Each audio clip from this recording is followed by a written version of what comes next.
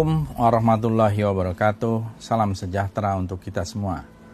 Saudara-saudara, beberapa hari ini kita diramaikan oleh sebuah polemik tentang hilangnya seorang tokoh yang sangat penting dalam sejarah, dalam kamus sejarah yang diterbitkan oleh Kementerian Pendidikan dan Kebudayaan. Tokoh itu adalah Kiai Haji Hashim Asy'ari. Kiai Haji Hashim Asy'ari seorang tokoh yang juga telah menjadi pahlawan nasional, pendiri Nahdlatul Ulama, dan penggagas dan yang mengeluarkan resolusi jihad tahun 1945 sehingga menggerakkan arek-arek Surabaya untuk melawan upaya kolonialis baik Inggris maupun Belanda untuk kembali menjajah Indonesia, ternyata tidak ada di dalam kamus sejarah. Hilangnya Kiai Haji Hashim Asy'ari dari kamus sejarah ini adalah sebuah peristiwa yang menurut saya sangat penting. Karena kamus ini dibuat, diterbitkan, dan telah ada ISBN-nya oleh Kementerian Pendidikan dan Kebudayaan. Dan tentu saja polemik ini lebih ramai karena justru ada tokoh-tokoh PKI di dalam kamus itu.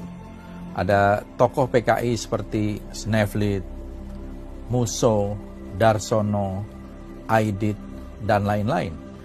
Bagaimana bisa tokoh penting seperti Kiai Haji Hashim Asy'ari tidak dibuat entry-nya di dalam kamus, sementara tokoh-tokoh PKI yang jelas-jelas berkhianat kepada Republik Indonesia dimuat dengan panjang lebar. Ada apa dengan Kementerian Pendidikan dan Kebudayaan? Dan ini menurut saya memerlukan satu investigasi yang serius agar sejarah tidak dibolak-balik, agar sejarah tidak dibelokkan. Kita tahu selama ini selalu ada upaya untuk mengembalikan sejarah dengan penuh keraguan, terutama yang terkait dengan komunisme. Sejarah tahun 1948 tentang pemberontakan PKI Musso di Madiun selalu dikatakan sebagai provokasi Hatta atau Red Drive Proposals.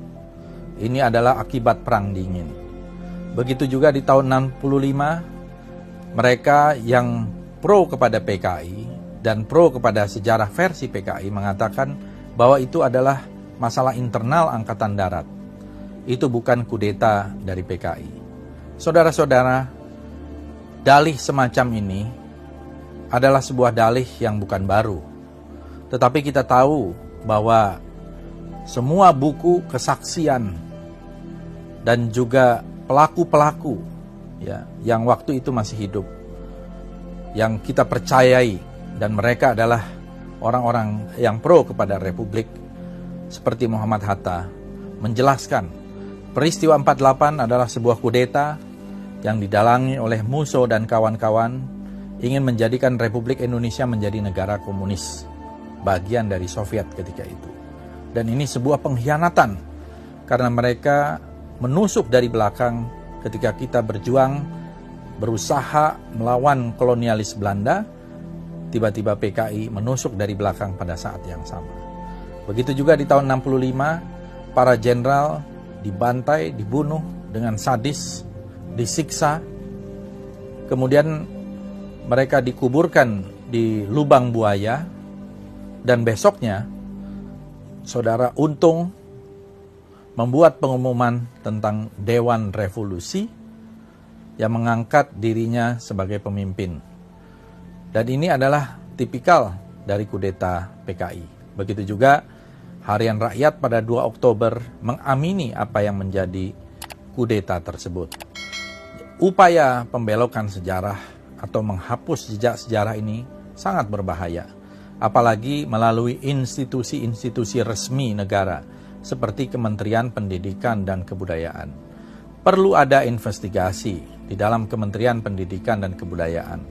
Apakah ada anasir-anasir yang memang pro-komunis, pro sejarah komunis, dan ingin menghapus sejarah itu? Ini menurut saya sangat berbahaya.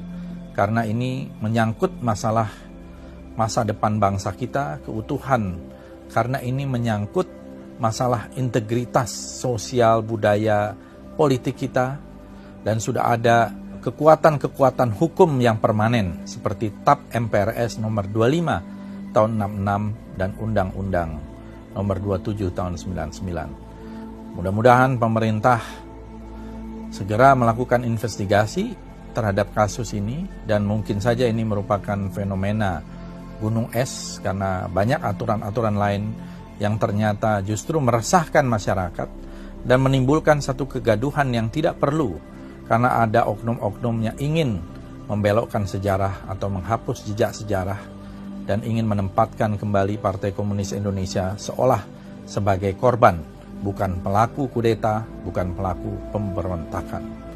Terima kasih. Assalamualaikum warahmatullahi wabarakatuh.